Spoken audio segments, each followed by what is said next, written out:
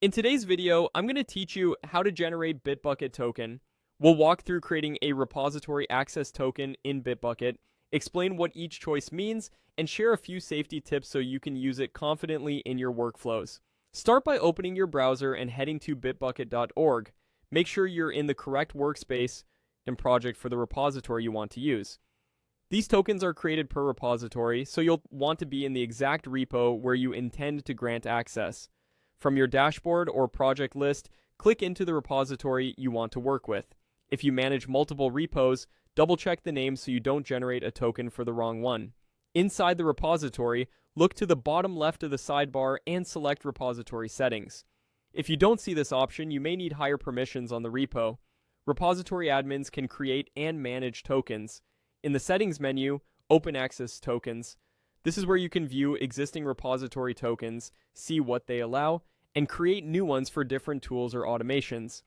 Choose Create Access Token.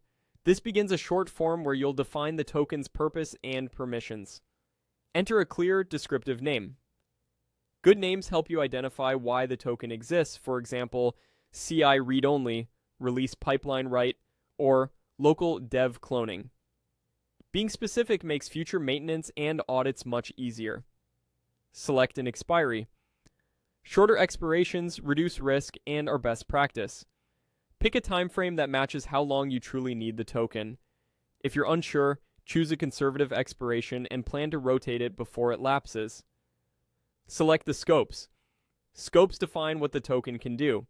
Only grant the minimal permissions required. For example, choose read access if you only need to clone or fetch. If a process needs to push commits or create tags, include write. Avoid broad or admin level scopes unless they are absolutely necessary for your workflow. When your name, expiry, and scopes look correct, click Create.